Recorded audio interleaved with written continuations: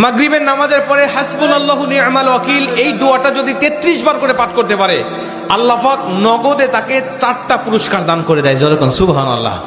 এবং এই পুরস্কারগুলো আপনি নিজের চোখে দেখতে পারবেন যে হাসবুনাল্লাহু নি'মাল ওয়াকিল এই দোয়াটা পাঠ করার কারণে আল্লাহ পাক আপনাকে কি কি বেনিফিট দান করেছে।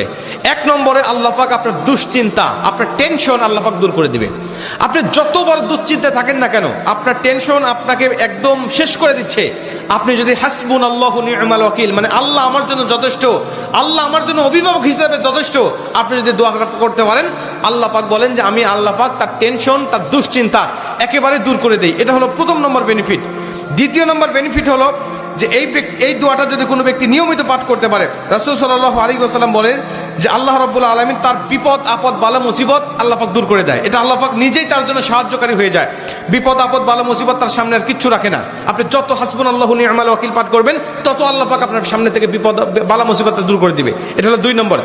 3 নম্বরে নবীজি সাল্লাল্লাহু আলাইহি ওয়াসাল্লাম বলছেন যে ব্যক্তি হাসবুনাল্লাহু নি'মাল ওয়াকিল বেশি বেশি পাঠ করবে, আল্লাহ রাব্বুল আলামিন সে যদি কারোর দ্বারা জুলুম শিকার হয়ে থাকে, সে মাজলুম, তার উপরে কেউ জুলুম করেছে, তার উপরে কেউ কষ্ট দিয়েছে, তাকে এই কষ্টটা সে পেয়ে আল্লাহ পাকের কাছে হাসবুনাল্লাহু নি'মাল ওয়াকিল পাঠ করেছে, আল্লাহ পাক বলেন নিজেই আমি ওই মাজলুমের পক্ষে হয়ে যাই, জালিমের বিপক্ষে আমি আল্লাহ নিজের অবস্থানটা দাঁড় করা দেই। যেরকম সুবহানাল্লাহ।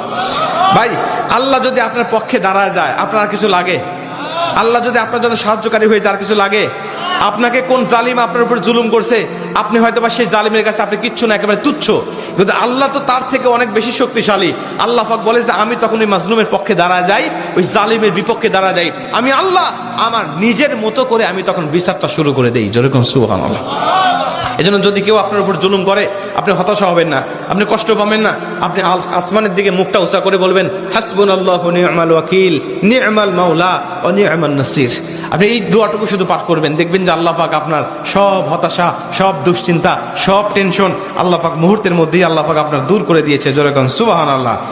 এবং 4 নম্বরে রাসূল সাল্লাল্লাহু আলাইহি ওয়াসাল্লাম বলছেন যে তাকে আল্লাহ পাক দুনিয়া এবং আখিরাতের কল্যাণগুলো আল্লাহ পাক তাকে দান করে দেয়। দুনিয়াতে যত কল্যাণ, যত খারাপই আছে এগুলো দূর করে দেয়, কল্যাণগুলো আল্লাহ পাক দান করে দেয়। আবার আখিরাতের যত কল্যাণ লাগবে আপনার সব কল্যাণগুলো আল্লাহ পাক আপনাকে দান করে দিবে।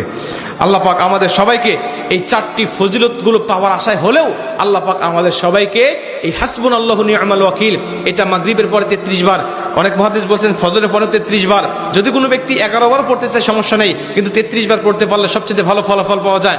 আপনারা অধিকাংশ 33-এর অধিক পড়লেও কোনো সমস্যা নেই।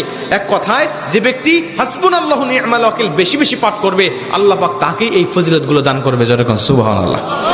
যতগুলো আমলের কথা বলা হয়েছে আল্লাহ পাক আমাকে সহ সবাইকে